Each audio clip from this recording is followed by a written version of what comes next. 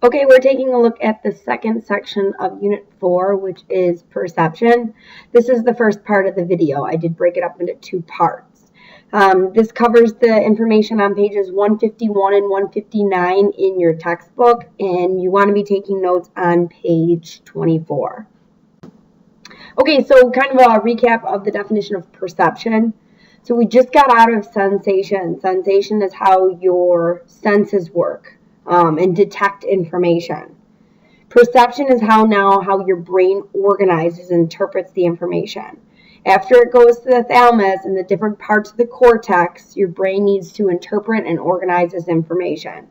It is working on the top-down processing model we talked about before, where it's taking information and it's actually now processing it.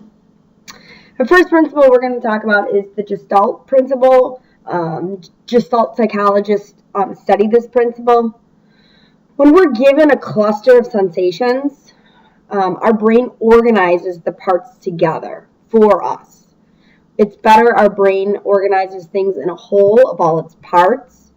It brings order into our lives when we organize things as a whole, opposed to all the individual parts that we're seeing. So our brain automatically starts chunking information together. And this is known as the Gestalt principle. Okay, Gestalt is known as kind of like the whole. All right, so here's an example. Okay, it's the Nectar cube. Right, if I asked you, what did you see? Okay, you would see probably a cube. All right, and note now that there are individual elements to the cube, but what you see together is when I asked you this is you probably saw the cube. All right, so you didn't see the circles all split up into different like pie-shaped form. All right, what we start doing, and this is an example of the Gestalt principle, is we organize this whole picture, this whole scene together versus all the different individual parts.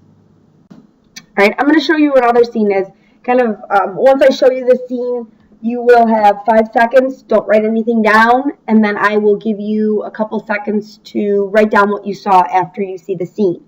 So just kind of memorize the objects that are in this scene. Okay, now write down what you saw. Okay, so take a minute or two, write down what you saw in the scene. Okay, maybe you have 3 or 4 items. I'm going to show you another scene now. Okay, and you're going to do the same thing. I'll show it to you for 5 seconds. Ready, set.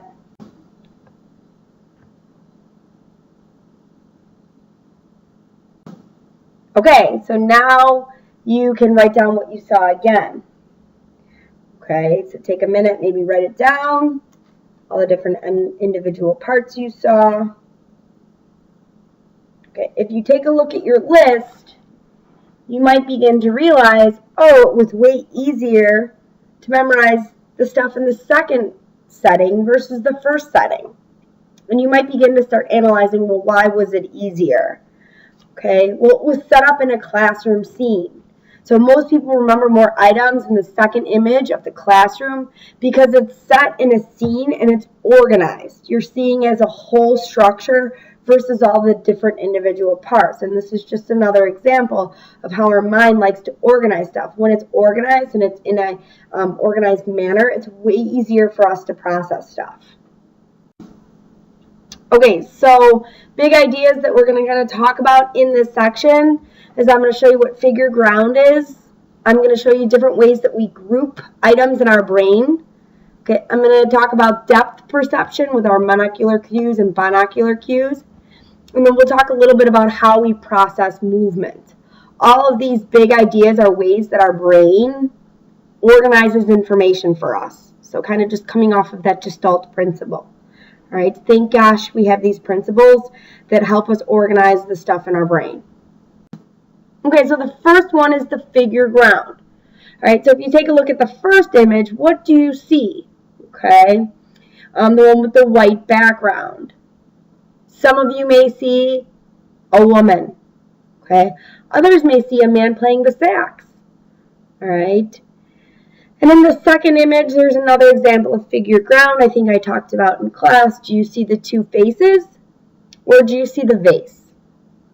What the figure ground principle does, it's the organization of the visual field into objects, the figures, that stand out from their surroundings, the ground. Okay, so it's when a figure stands out from its background and creates two different images. It's the image itself and it's the image of the background. And our brain is trying to process this as a whole image, and it kind of sees two different images, which can cause you to see an optical illusion. Okay? Okay, here's another example of figure ground. I'm going to reveal the answer, so if you want to take a minute or two and try and figure out the two different images that are seen here, maybe you want to pause it. Okay, so the two different images that you see here, some people claim that they see a skeleton with the two black eyes and the nose and the rigidy teeth. Right? Other people claim that they see a woman looking in the makeup mirror, putting on her makeup with the candle burning as she's sitting there at the counter. So here's another example of how we can create an image based off of the background, creating two different images, and these create excellent optical illusions or tricks on our eyes.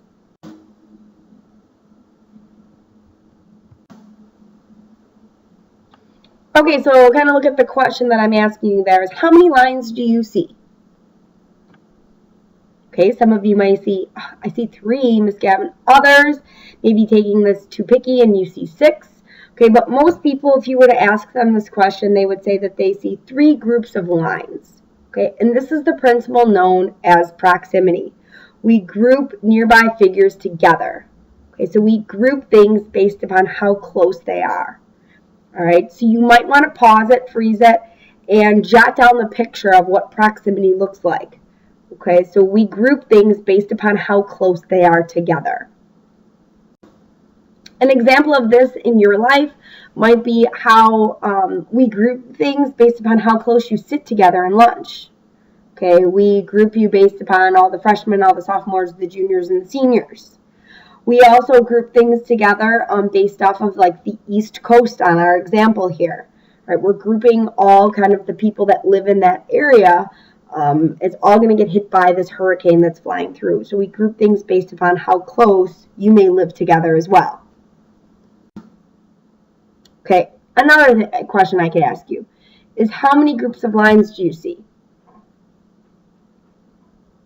Okay, you might say we have 2 different types or 2 different groups. You have the black squares and the white squares. Okay, sometimes we also group things based upon how similar they are. We group similar figures together. They look similar as a part of the same group, so we are going to group them together. If you take a look at this picture, kind of in reality, how we group things based upon maybe the plain regions, the mountainous regions, and maybe the cities that we see here. So we're grouping it based upon not only maybe how close they are together, but how similar they are as well. Okay. Continuity. Continuity is another grouping principle. We perceive smooth, continuous patterns rather than discontinuous ones. So you might see an X here, okay, because you're following the lines on the page. Our eyes tend to follow certain patterns. So we don't say that we don't see 4 little compartmental little squiggly lines. You may see an X because that's what the image forms. So again, you might want to draw this principle in your page. Okay, here's another example of continuity. We follow the bridge all the way to the back into the mountains. Okay, usually our eyes follow the line on the page all the way to the end of the altar. And you could see that we're probably following the highways on the map all the way from one side to the other. So our eyes usually follow lines on a page. Continuity. Connectedness. If I asked you how many images you may see here, you may see again 3 images. Because of how connected they are. Things that are uniform and are linked together, we often connect. When things are similar and they're linked together, we perceive the image as one unit. So again, how close they are, the proximity. Okay, and if they're linked together, we see them as connected images. Here again, you might want to draw this in your notes. Okay, connected again, we see this as maybe one unit, okay, of 7 people. We connect them all together.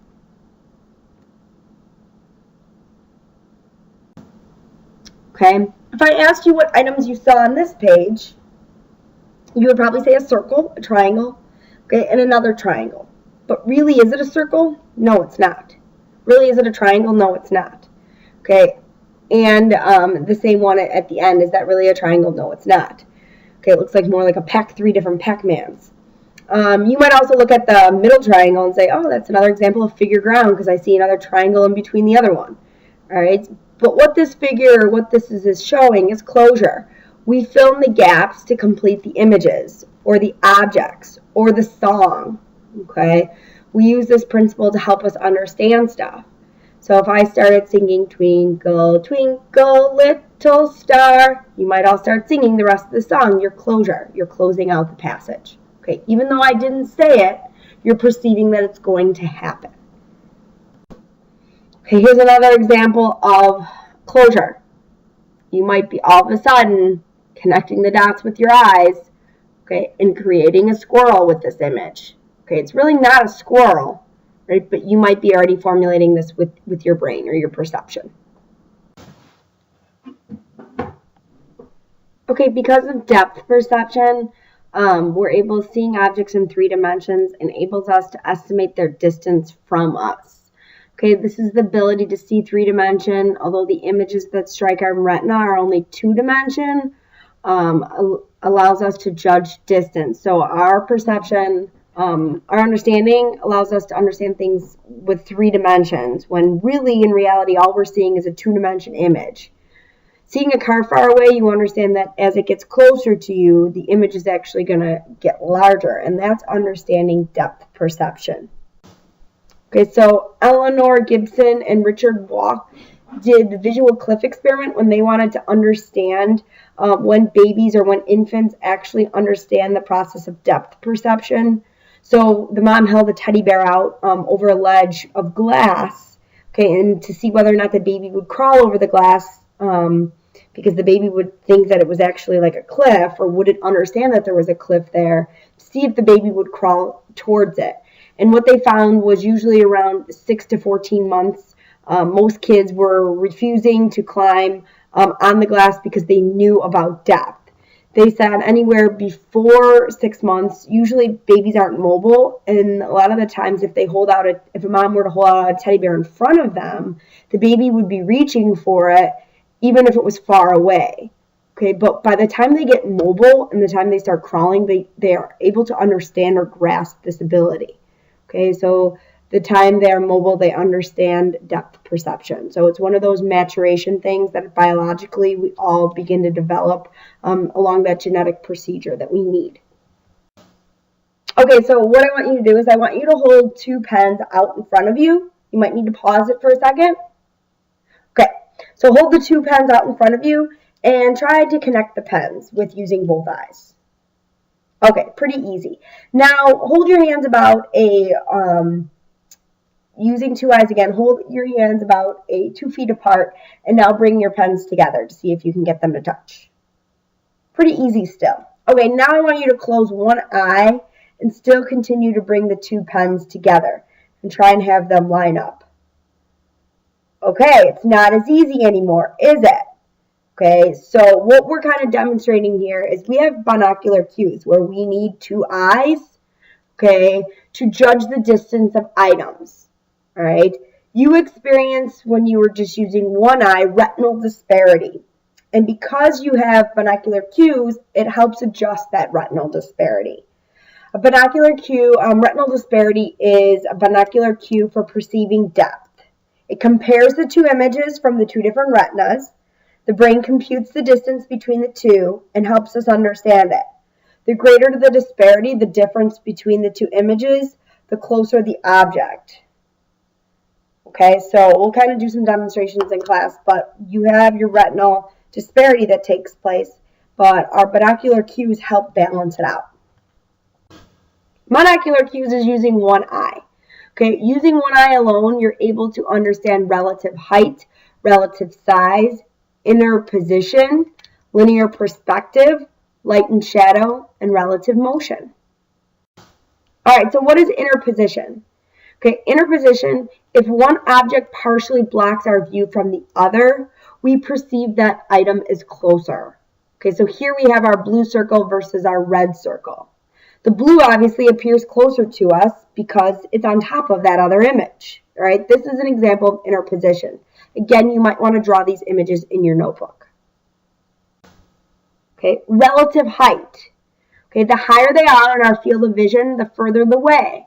So those cows that are all the way at kind of like the middle of the screen here, they appear to be really far away because they're in our higher field of vision. The mountains appear really far away in this image because they're in the higher field. Versus the cows that are really close to us, okay, they're obviously a lot closer to us because they're further down on the page. So our brain starts processing stuff like this. Stuff that's towards the bottom is usually closer to us, and the stuff towards the top is usually further away. Okay, relative size.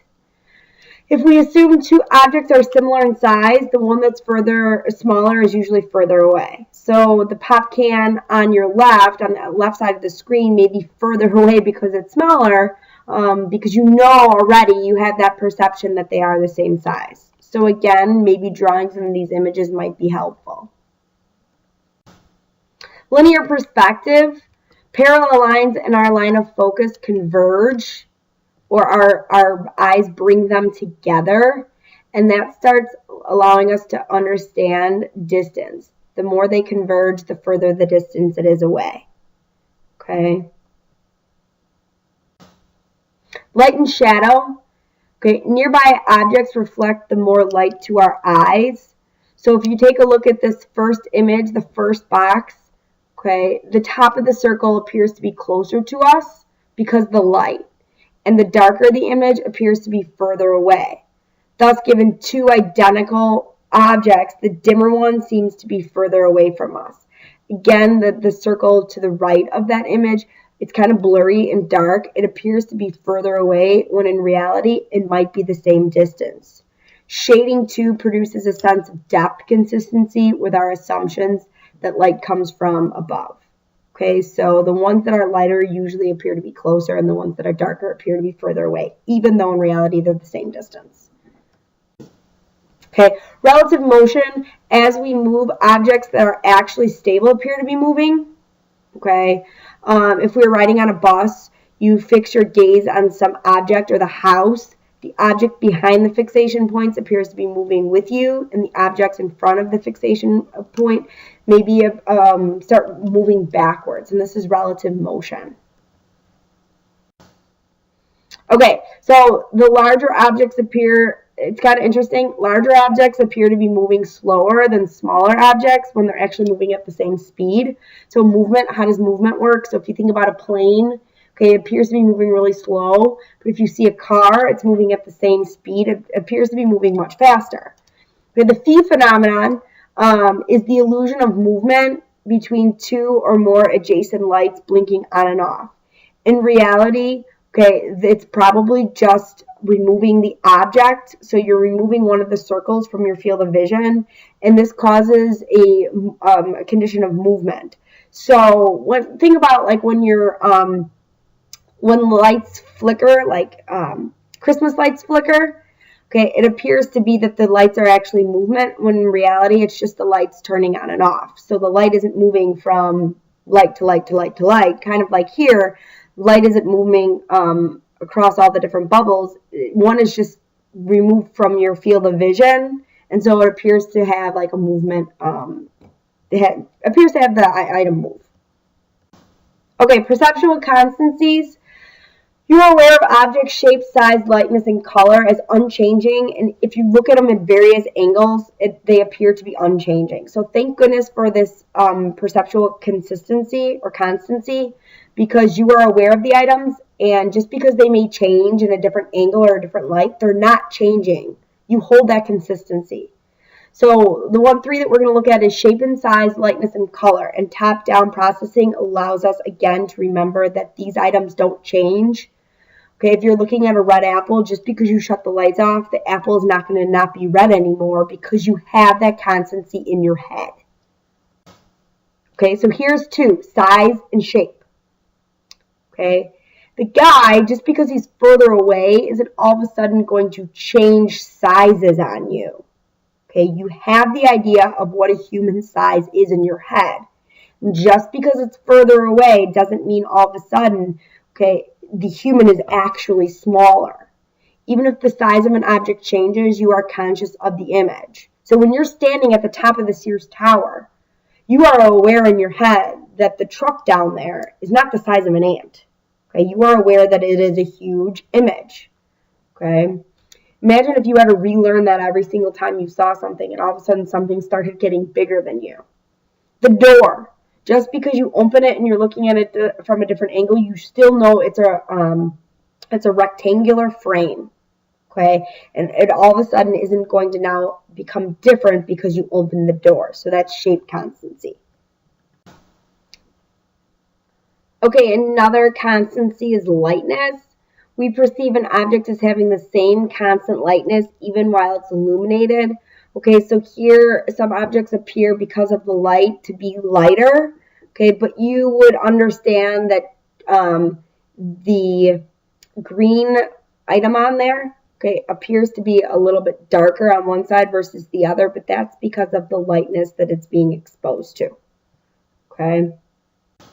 Another one is color constancy. Just because it's dark outside doesn't mean that all of a sudden his pants are now like a dark green. And then when it's light outside, his pants are like a lighter green. The color is going to stay the same. Okay. If the light in the environment changes, you will still retain the color understanding of objects. It's the same color. Kind of what I gave you the example of the apple is still going to be red even though you shut the lights off. Okay. Because we have that constancy in our head. Okay, it's kind of a recap, everything that we looked at. Perceptual organization, how we organize stuff in our brain. We use the Gestalt principle. We have figure ground. Okay, the different types of grouping, proximity, similarity, continuity, connectedness, and closure. The ability of our depth perception using monocular cues and binocular cues. Okay, and then the different constancies. We have shape and size, color, and lightness.